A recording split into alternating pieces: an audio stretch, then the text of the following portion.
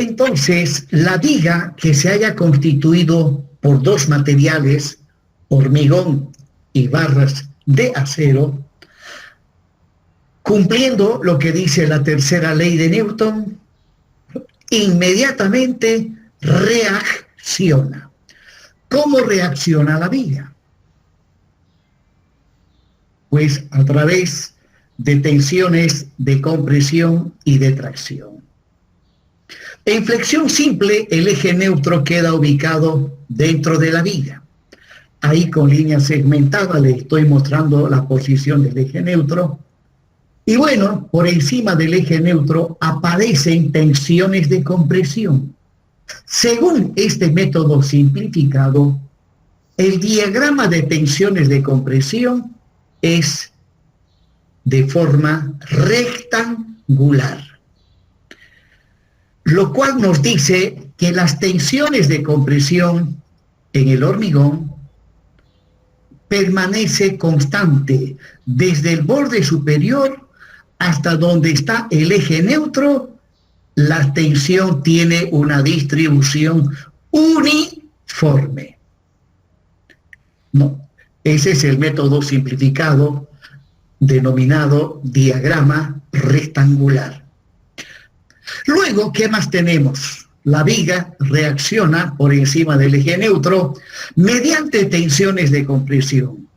Y el eje neutro, midiendo siempre desde el borde comprimido hacia abajo, ya, esta vez a la posición del eje neutro le vamos a representar por medio de la letra A minúscula, ya que en este caso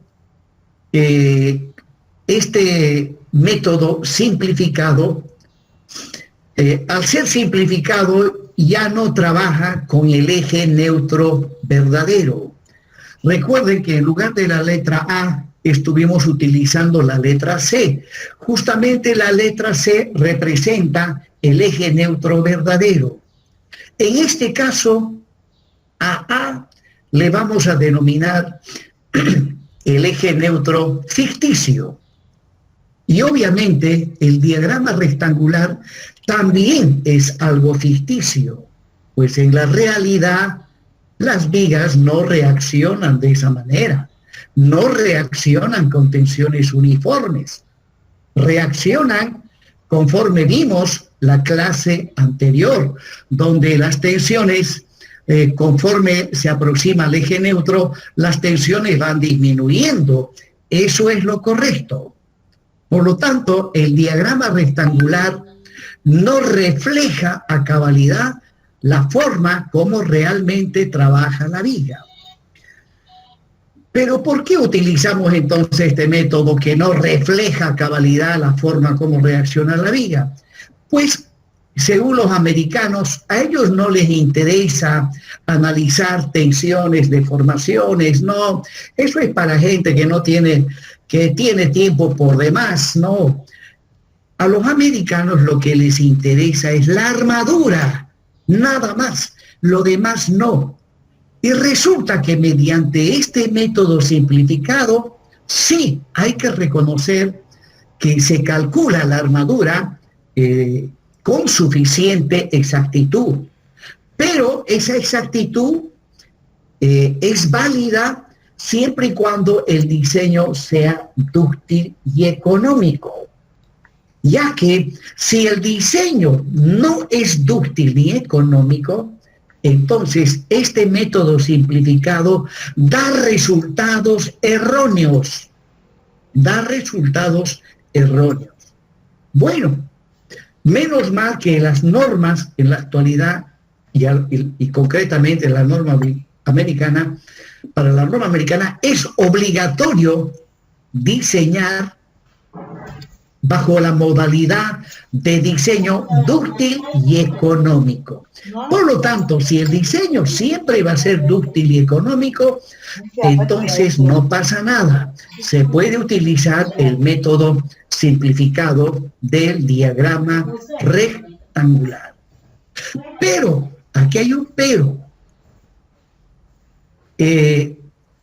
Hay situaciones, por ejemplo, cuando refaccionan un edificio que ya está construido, lo refaccionan, cambian los muros y todo lo demás, pues bien, puede suceder que algunas vigas ya no estén con diseño dúctil y económico.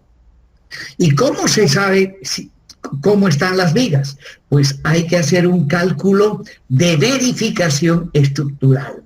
¿Ya? Ese es un trabajo que actualmente están desarrollando los ingenieros aquí en Santa Cruz. Verificación estructural. Y al verificar, ¿ya? Se observa que algunas vigas están sin diseño dúctil y económico. Y en esos casos, este método no nos sirve. Resulta que esto lo tienen que conocer todos los ingenieros. Durante la gestión del ingeniero Percy Fernández como alcalde de nuestra ciudad, aprobaron en el Consejo una ley municipal donde todo propietario que ponga en venta su casa, y si su casa es una edificación de 2 pisos para arriba, entonces el vendedor tiene que darle las garantías necesarias al comprador de que su casa se encuentra en buenas condiciones de habitabilidad, de resistencia y de funcionalidad, ¿no? Si ustedes tienen una casa y quieren venderlo, no lo van a poder vender mientras no contraten un ingeniero que verifique en qué condiciones está la construcción, ¿no? Entonces, todo vendedor está obligado a contratar a un ingeniero para hacerle la verificación estructural. Bueno, entonces, si el ingeniero hace la verificación y si encuentra que la estructura o algunos elementos no cumplen lo que dice la norma, entonces el ingeniero dirá, pues tal viga hay que reforzar o tal columna también hay que reparar, qué sé yo. Eso viene a través de la verificación de la estructura. Y para la verificación, al menos yo no recomendaría aplicar este método. Apliquen el método que vimos la anterior clase y habíamos deducido sus ecuaciones. Bien, pero cuando se trata de diseño no hay mucho problema. Bien, continuemos. Ahora, este diagrama rectangular tiene su resultante, ¿ya? Su resultante, que como el diagrama es rectangular y su altura, la altura de este rectángulo es A, la resultante ha de quedar ubicado justo a la mitad del eje neutro ficticio, o sea, midiendo desde el borde superior ha de estar a una distancia de 0,5 de A, ¿no? Y luego el saldo hacia abajo es la altura útil menos 0,5 de A, y ahí está justamente la resultante del diagrama de tensiones rectangular. Del diagrama de tensiones rectangular. Luego, ¿qué más tenemos? Estamos mostrando cómo reacciona la viga cuando le aplicamos un momento. Pues bien, la armadura en la zona comprimida también reacciona. Ahí está la resultante de las tensiones o fuerzas que aparecen en las barras de acero que están en la zona comprimida. A su resultante le llamamos C sub S. Y ahí está la resultante de reacción de las armaduras que están en la zona traccionada. Este momento a la armadura A sub S1 le hace llegar una fuerza traccionante dirigida hacia la derecha, pues el material reacciona con otra fuerza de igual magnitud pero de sentido contrario. Eso dice la tercera ley de Newton. Y a esta resultante correspondiente a la armadura traccionada le llamamos T sub S. Y para completar, ahí tenemos una distancia del eje neutro a el baricentro de la armadura traccionada. Esa distancia no es otra cosa que la altura útil menos el eje neutro ficticio. Menos el eje neutro ficticio. Entonces, con toda esta información, yo inmediatamente puedo plantearme las ecuaciones de equilibrio. Bien, continuando, como les dije hace un momento, esta vez el eje neutro, que es A, es el eje neutro ficticio. La letra C, que no lo estoy mostrando ahora, representa el eje neutro verdadero. Y resulta que pues hay una relación entre el eje neutro ficticio y el eje neutro verdadero. Esa relación está dado por medio de esta ecuación y un coeficiente. Ahí hay un coeficiente beta sub 1. Y vamos a ver que beta sub 1 depende principalmente de la resistencia del hormigón. Esta ecuación la vamos a utilizar permanentemente, ya que me relaciona el eje neutro ficticio con el eje neutro verdadero. De manera tal que cuando yo aplico el método simplificado, lo que voy a poder conocer es el eje neutro ficticio. Y si quiero conocer el eje neutro verdadero, pues simplemente de esta ecuación, despejo C, A lo divido entre B sub 1 y voy a poder conocer el eje neutro verdadero. Y conociendo el eje neutro verdadero, voy a poder también saber las deformaciones y tensiones a las cuales está sometido el hormigón y las barras de acero.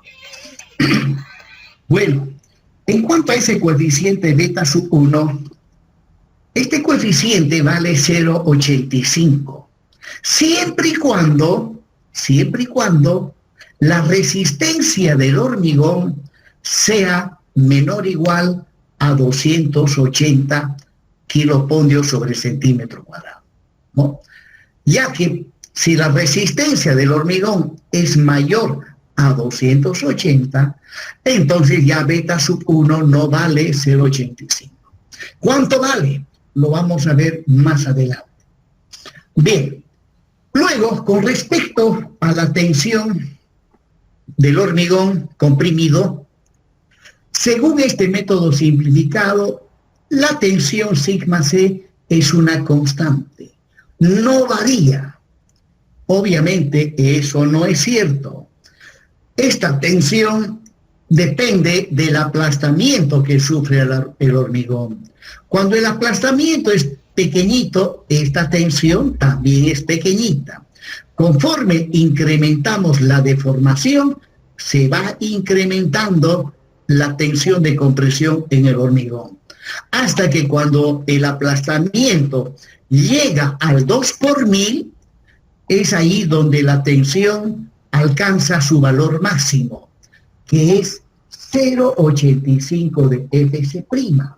Pues bien, para este método simplificado, se asume que la tensión es la misma, sea cual fuese la posición del eje neutro, cosa que no es cierto.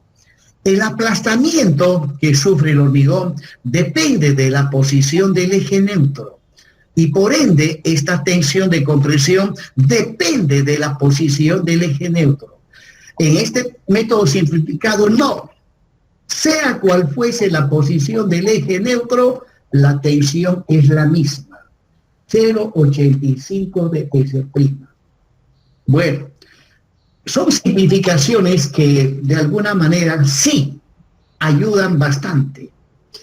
Continuando, Ahora, utilizando esa formulita que ustedes lo han debido manejar muchísimo en resistencia de los materiales, que dice que las tensiones normales es igual a fuerza dividido entre el área, o una normal dividido entre el área. De ahí despejo la normal. Entonces, la normal o la fuerza es el producto del área por la tensión.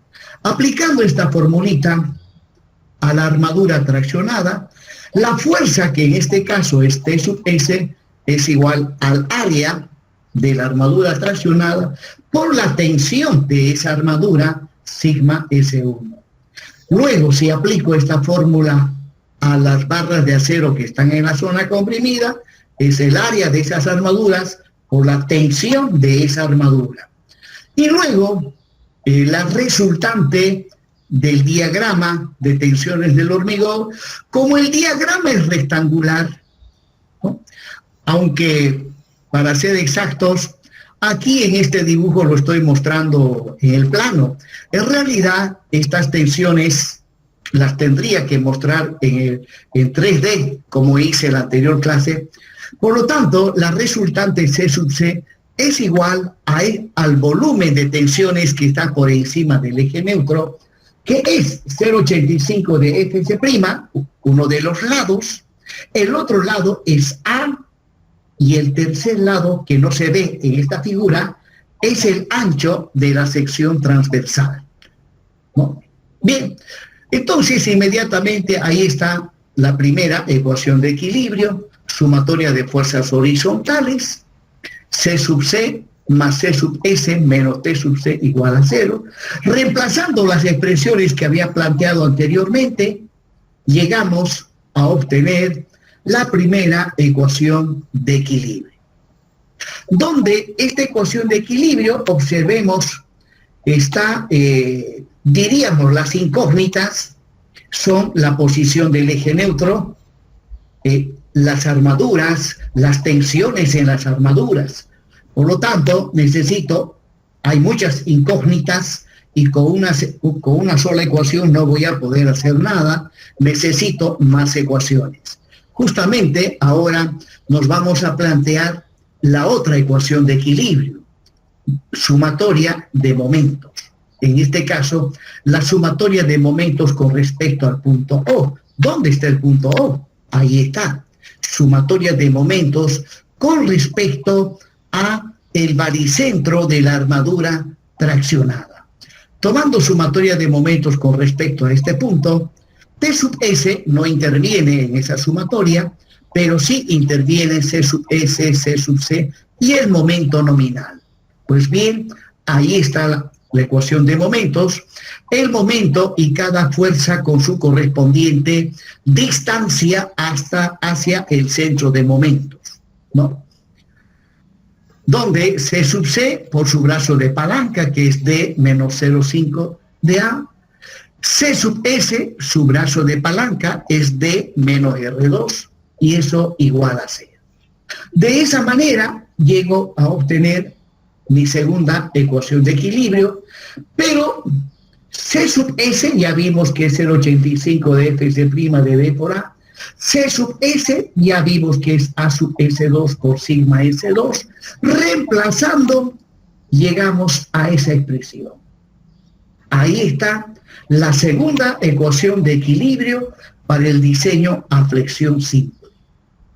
Bien, proseguimos, necesito más ecuaciones porque hay muchas incógnitas, necesito más ecuaciones. Pues bien, a continuación vamos a plantearnos, ya se darán cuenta ustedes, la ecuación de compatibilidad de las deformaciones. Este gráfico ya lo habíamos descrito paso a paso la anterior clase. Entonces, esta vez se los estoy mostrando directamente, ¿no? Cuando una figura la voy a presentar varias veces, entonces en la primera vez lo describo paso a paso. Ya posteriormente ya lo muestro la figura en su totalidad. Pues bien, ahí está con color rojo oscuro el plano de rotura. y el plano sin deformación. Entonces, en base a esta figura, y aquí debo también explicar que el método simplificado del diagrama rectangular asume que el aplastamiento del hormigón que es igual a 0.03 y que es una constante. O sea, este método simplificado dice que sea cual fuese la posición del eje neutro, el aplastamiento del hormigón dice que es el mismo, 0.003. Bueno, también eso es totalmente falso, eso no es correcto. El aplastamiento del hormigón varía y está en función del eje neutro. Bien, entonces, hecha esa aclaración, inmediatamente puedo plantearme las ecuaciones. Primeramente, ahí les estoy mostrando la primera ecuación de equilibrio, la segunda ecuación de equilibrio, que ya lo habíamos visto, y ahora, en base a este dibujo, voy a plantearme la ecuación de compatibilidad de las deformaciones, diciendo E sub C, ¿no? E sub C es AC, y E sub S2 es a esta distancia sería C menos R2, y finalmente E sub S1 es AD menos C. Ahí está la ecuación de compatibilidad de las deformaciones. Pero, aquí estoy trabajando, observen, con el eje neutro verdadero. Pues yo tengo que obtener una ecuación de compatibilidad que sea compatible con las ecuaciones de equilibrio. En este caso, las ecuaciones de equilibrio están en función del eje neutro ficticio. Entonces, a esta ecuación le voy a hacer un cambio de variable. Sabemos nosotros que el eje neutro ficticio es igual a un coeficiente beta sub 1 multiplicado por el eje neutro verdadero. Entonces, utilizando esa expresión, voy a hacer lo siguiente. Primeramente voy a multiplicar, ¿ya?, los términos de la ecuación de compatibilidad por 1 dividido beta sub 1. Al multiplicar, el beta sub 1 ha de afectar a todos los términos que están en el denominador. Ahí va. Miren. Y aquí ya lo he puesto directamente. Beta sub 1 ha de multiplicar a C. Bueno, C multiplicado por beta sub 1 no es otra cosa que el eje neutro ficticio. Luego, beta sub 1 ha de multiplicar otra vez aquí, a C. Eso me da A. Beta sub 1 ha de multiplicar a R2. Ahí está, R2 multiplicado por beta sub 1. Beta sub 1 ha de multiplicar a D. Bueno, ahí está, D multiplicado por beta sub 1. Y finalmente, beta sub 1 ha de multiplicar a esta C. Pero sabemos que C multiplicado por beta sub 1 me da el eje neutro ficticio. Y no es más, ahí está la ecuación de compatibilidad de las deformaciones, que es compatible con las dos ecuaciones de equilibrio, ya que ahora tengo tres ecuaciones, las tres están en función del eje neutro ficticio. El método simplificado trabaja con el eje neutro ficticio. Asume que la deformación del hormigón es 0.03, sea cual fuese la posición del eje neutro. Asume que el hormigón está trabajando a su máxima capacidad resistente, sea cual fuese la posición del eje neutro. Bueno, es un método tremendamente simplificado y obviamente este método no les ha de permitir conocer las deformaciones y tensiones, pero sí permite calcular las armaduras de una manera suficientemente exacta. Continuando, ahora voy a hacer otra vez un resumen de las ecuaciones que hemos deducido. Ahí está la primera ecuación de equilibrio, la segunda, y la ecuación de compatibilidad de las deformaciones del método simplificado. Bueno, a esas ecuaciones desde el punto de vista de las matemáticas se les llama las ecuaciones absolutas de flexión simple. Es que para utilizar estas ecuaciones, primeramente me tengo que poner de acuerdo con qué unidades de medida voy a manejar. Ya que el momento, por ejemplo, el momento nominal puede ser kilogramo, centímetro, puede ser toneladas metro, puede ser kilonewton metro, puede ser libras fuerza por pie, en fin, tengo que ponerme de acuerdo con las unidades de medida. Entonces, cuando un conjunto de ecuaciones se maneja utilizando unidades de medida, a esas ecuaciones se le llama ecuaciones absolutas. Bueno, resulta que es mucho más cómodo y mucho más ventajoso trabajar con ecuaciones adimensionales. ¿Ya? Es mucho más ventajoso trabajar con ecuaciones adimensionales. Y eso lo hacen todas las normas, la americana, la china, la rusa, en fin. Trabajan con ecuaciones adimensionales. Tiene muchísimas ventajas. Bueno, entonces lo que vamos a hacer a continuación es transformar estas tres ecuaciones que tienen carácter absoluto en otras tres ecuaciones, pero adimensionales. Entonces, lo que vamos a hacer en realidad es un cambio de variable, ¿no? Ustedes se acuerdan de los cambios de variable. Yo no me olvido de esos cambios de variable, principalmente cuando llevé la materia de ecuaciones diferenciales. Para resolver una ecuación diferencial había que ser piluchi en hacer cambios de variable, porque cuando uno le pillaba el cambio de variable, un problema que era difícil de resolverlo, se volvía lo más sencillo posible. Lo mismo cuando se resolvían integrales trigonométricas, por ejemplo. Ahí, con un cambio de variable, una expresión compleja la podíamos reducir a una expresión simple y luego recién nos poníamos a integrar, ¿no? Y bueno, continuando. Agarramos la primera ecuación absoluta, ahí está, y ahora esta ecuación lo voy a multiplicar por la expresión que ven ustedes a la derecha. 1 sobre b de fc'. Entonces, este término multiplicado a esta primera ecuación me da como resultado esta expresión, ¿no? Todos los términos quedan divididos entre b de fc'. Y además, algo más observen.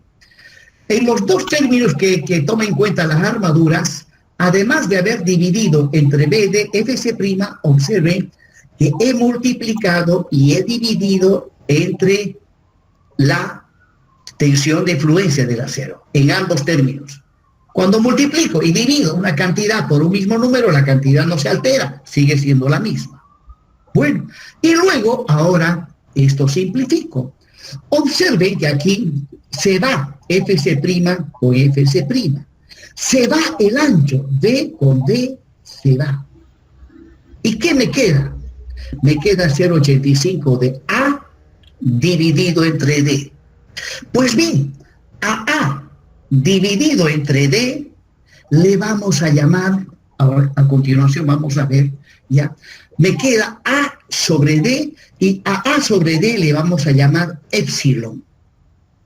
O sea,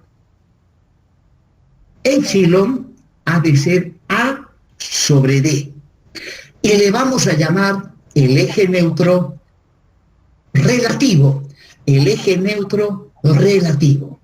Desde luego también es un eje neutro relativo ficticio, no es el verdadero.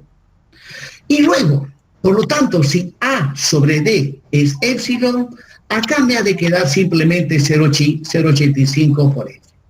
Luego, aquí, observen, en este término, agrupo acá A sub S1 por Fy, por B, por D y Fc'. A todo eso le voy a llamar omega sub S1.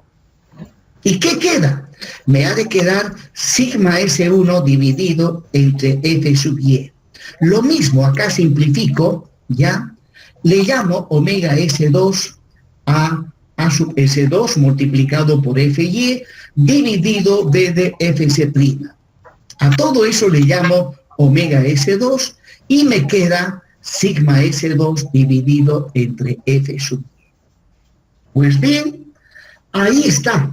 La primera ecuación absoluta la hemos transformado en ecuación adimensional, donde ahora, de aquí en adelante, omega sub 1 es la armadura traccionada, omega sub 2 es la armadura comprimida, en términos adimensionales. Y exactamente se les denomina así. Omega sub 1 es la cuantía mecánica de la armadura traccionada.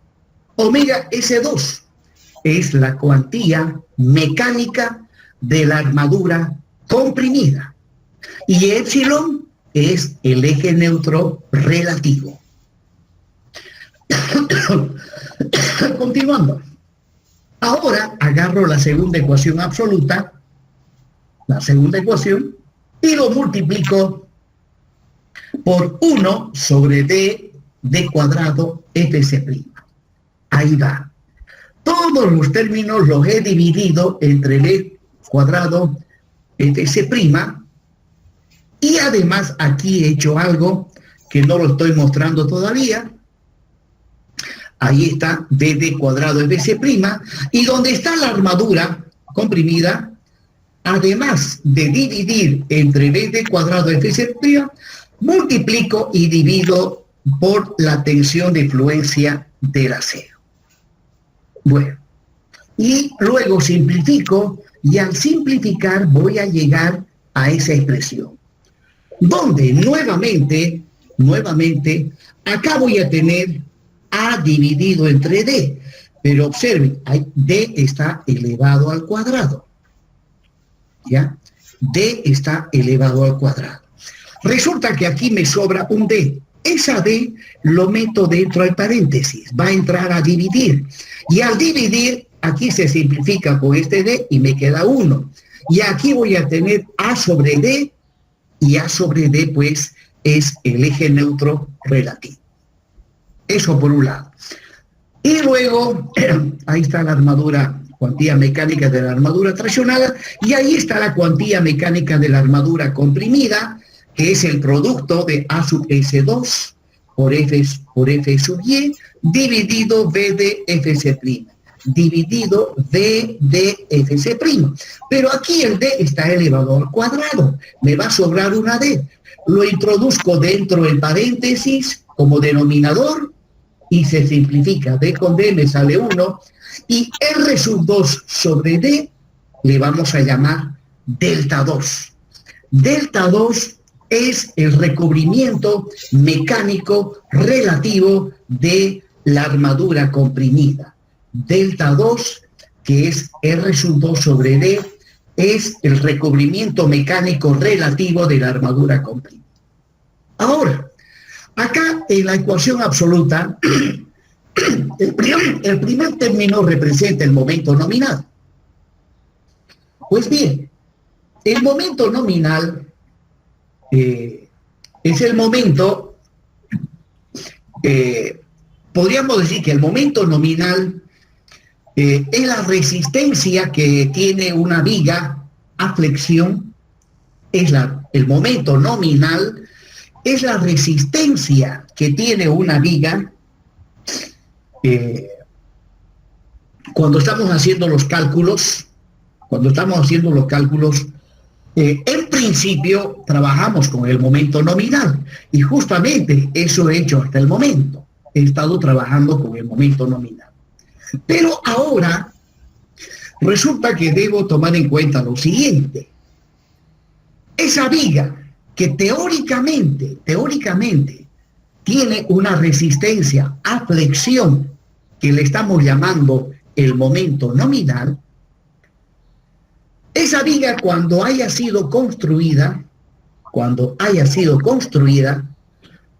resulta que no va a tener la resistencia que nosotros hemos supuesto teóricamente, ya que en obra, cuando se construye, no se construye de una manera 100% perfecto. En obra, desde el momento en que el ingeniero pisa el terreno, ya empieza a cometer errores. Cuando hacen replanteo, cometen errores. Pero dirán de repente, para hacer replanteo tenemos que llevar un teodolito, una estación total. Claro que sí. Pero esas máquinas no son máquinas 100% exactas.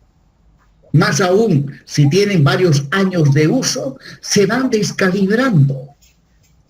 Luego, cuando preparan los encofrados, ¿no? Las medidas de los encofrados no están al milímetro. No trabajan al milímetro.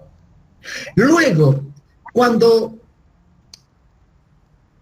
proceden a nivelar las columnas, a nivelar las vigas, la nivelación no es 100% perfecta. Los recubrimientos geométricos no se cumplen a cabalidad, en fin. O bien, cuando están hormigonando, de repente nomás cambia el clima y llueve. Y el agua de lluvia le ha de caer al hormigón que están hormigonando y ya no va a tener la resistencia que en los papeles que el ingeniero ha supuesto cuando hacía su cálculo. Bueno, hay una infinidad de imprevistos que sabiendo que van a suceder, pues no podemos quedarnos de brazos cruzados. Entonces lo que hacemos es, a este momento nominal, le tenemos que multiplicar por un coeficiente para tomar en cuenta los defectos y los errores que aparecen.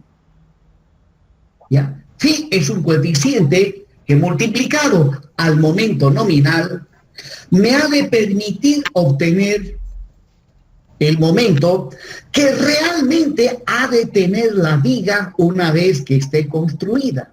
A ese momento se le denomina el momento último. Y cuando se diseña a flexión simple, se asume que debido a los defectos de construcción, la resistencia teórica, debido a los defectos de construcción, el momento nominal queda disminuido en un 10%. Por lo tanto,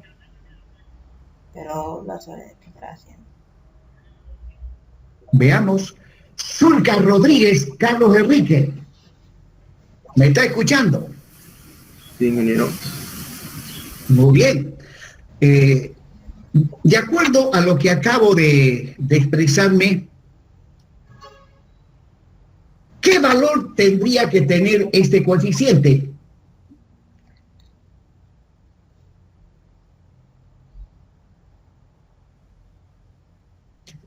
Parece que no estuvo bien atento. Bien, vamos al siguiente. Sierra Melgar. Buen día, ingeniero. Buen día. No sabría la respuesta, la verdad. No ha estado muy atento. No estuvo muy atento a lo que estuve explicando. ¿Podría responder, Bueno. ingeniero? Seguimos. Sanabria Carrillo.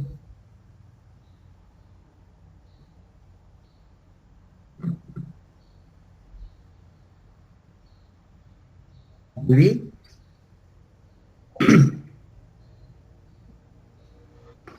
Bueno, estaba explicando que M sub n es el momento nominal. O sea, la resistencia que tiene la viga a flexión simple cuando estamos calculando la estructura. Cuando estamos calculando la estructura en oficina. Pues bien, cuando estén en la etapa de construcción, allá se comete un sinfín de errores y también hay un sinfín de imprevistos que lamentablemente no se pueden controlar, que hacen que la resistencia no sea la que se piensa teóricamente.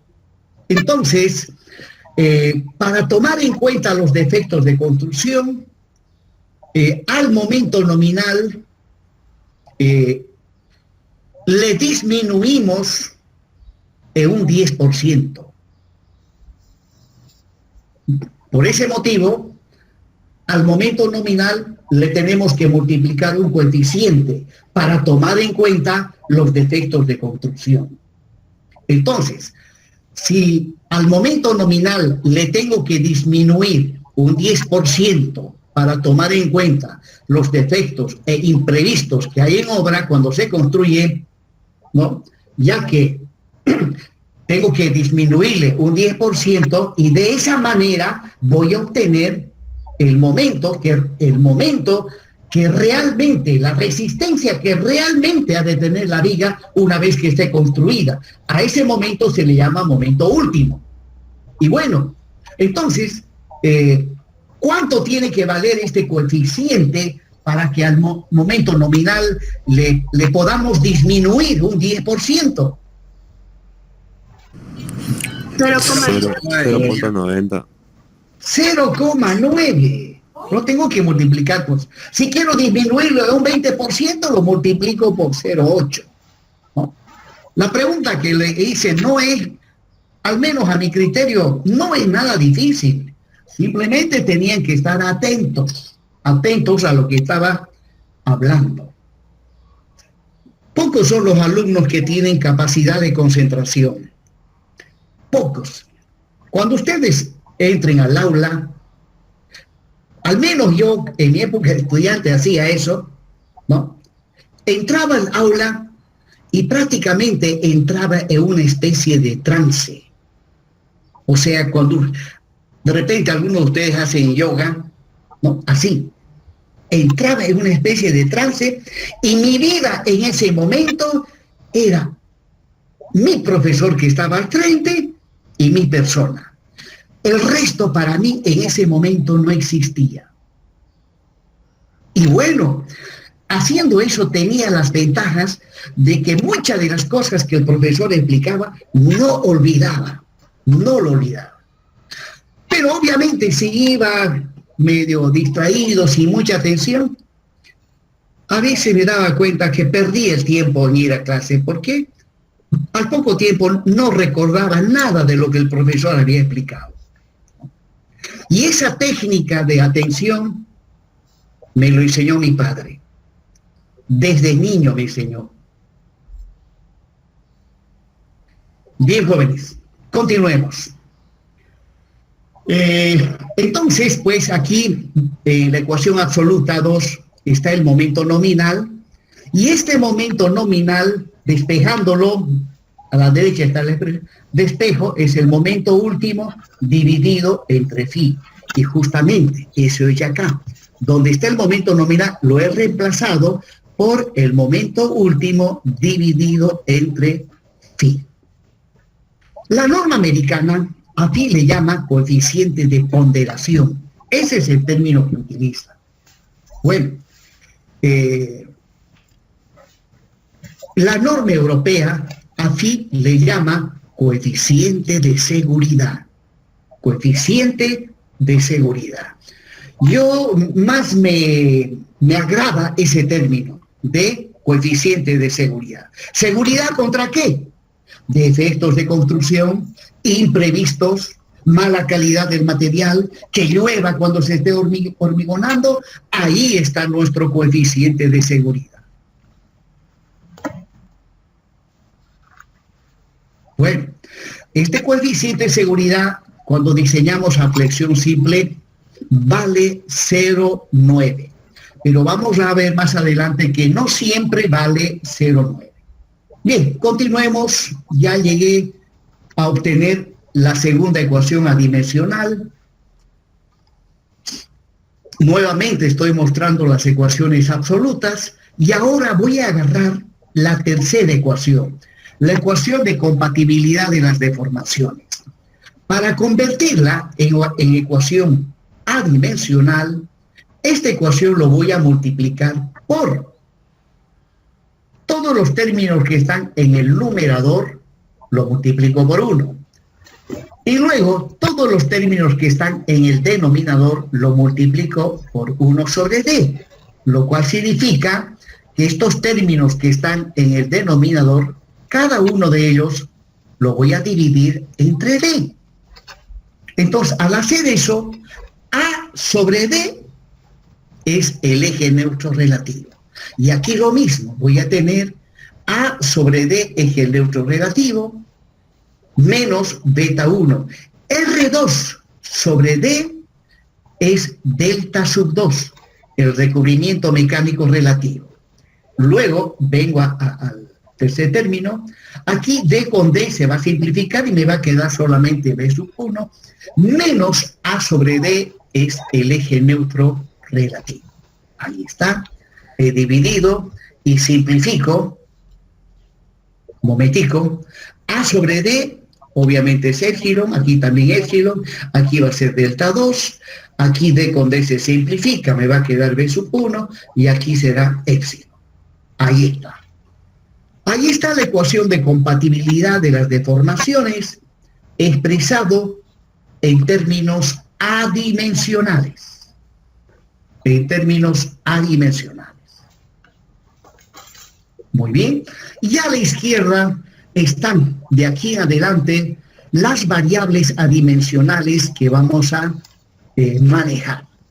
Resulta que en lugar de trabajar con el eje neutro ficticio, que es A, trabajaremos con el eje neutro relativo.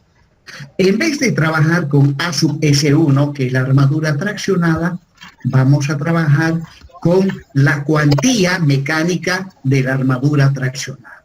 Lo mismo acá, la cuantía mecánica de la armadura comprimida. En lugar de trabajar con el momento último, ya, vamos a trabajar con el momento flector reducido, así se denomina a este término. Mu sub U es el momento flector reducido. Todos estos son términos adimensionales, no tienen unidades de medida. ¿Ya? Entonces vamos a trabajar con variables que no tienen unidades de medida, son variables adimensionales. Bueno, y ahí estoy haciendo un resumen de las ecuaciones generales adimensionales para el diseño a flexión simple. Para el diseño a flexión simple. En principio, son incógnitas en el problema la armadura comprimida, omega S2, la armadura traccionada, la tensión de fluencia no es incógnita para los aceros que hay en Santa Cruz, la tensión de fluencia vale 5.000, aunque también suele llegar a aceros de 4.200, beta sub 1, cuando se diseña flexión simple y la resistencia del hormigón es menor o igual a 280 kilogramos sobre el centímetro cuadrado, ya dijimos que beta sub 1 vale 0,85. Bueno, mu sub U es el momento flector reducido, que está en función del momento último. Bueno, como vamos a realizar nosotros diseño dúctil y económico, entonces tenemos que hacer algunas simplificaciones. Ahí le estoy mostrando la sección transversal de una viga, donde esta vez, observen, estoy trabajando ya con las variables adimensionales. La solicitación actuante es el momento flector reducido. Bueno, por encima del la posición del eje neutro, ahí está, épsilon, el eje neutro ficticio. El recubrimiento, la armadura traccionada, ahí está la cuantía mecánica de la armadura traccionada, la cuantía mecánica de la armadura comprimida y los recubrimientos mecánicos, delta 1 y delta 2 de la armadura traccionada y comprimida respectivamente, ¿no?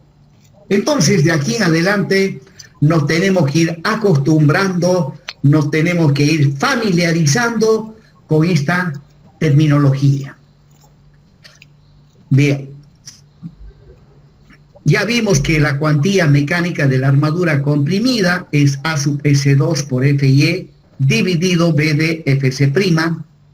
Ahí está el momento flector reducido, que es el momento último, dividido entre el coeficiente de seguridad, el ancho de la sección transversal, la altura útil elevado al cuadrado y la resistencia del hormigón a compresión C. El eje neutro relativo, que es A sobre D, la cuantía mecánica de la armadura traccionada y la relación que hay entre el eje neutro ficticio y el eje neutro verdadero. Ahí es donde interviene el coeficiente beta sub 1. Ahí está el recubrimiento mecánico relativo de la armadura comprimida, delta 2, y el recubrimiento mecánico relativo de la armadura traccionada, R1 sobre D, ¿no? En todas estas ecuacioncitas, observen, la altura útil siempre va como en el denominador, ¿no? Observen, la altura útil siempre va en el denominador. Bien, jóvenes, con esto he concluido la parte correspondiente a la deducción de las ecuaciones que de aquí en adelante vamos a utilizar para el diseño de vigas a flexión simple. Muy bien. Es cierto que es difícil memorizar estas ecuaciones. En los exámenes, si la pregunta amerita, junto con la pregunta yo les hago llegar estas ecuaciones. Depende también de la pregunta que les plantee. Bien, jóvenes, por hoy tengo preparado eso. Si hay alguna duda, alguna consulta, si no hay, lo vamos a terminar la clase en este punto.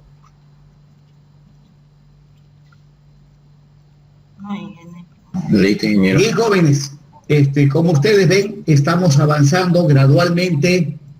No lo dejen para de último. Estudien fuerte y duro. ¿Ya? Bien, parece que escuché algo por ahí. Ingeniero, una pregunta. Al inicio decía que beta sub 1 valía 0,85 cuando sería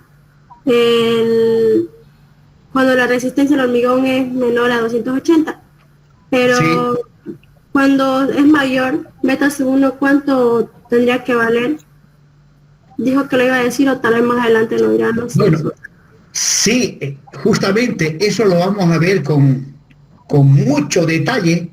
La siguiente clase vamos a ver los valores no solamente de beta sub 1, sino también del coeficiente de seguridad o coeficiente de ponderación. Allá vamos a ver en detalle eso. Sin embargo, obviamente, para hormigones que tienen una resistencia mayor a 280, beta sub 1 ya no vale 0,85. Tiene otros valores que se obtienen mediante una ecuación. Y eso lo vamos a ver en la clase siguiente.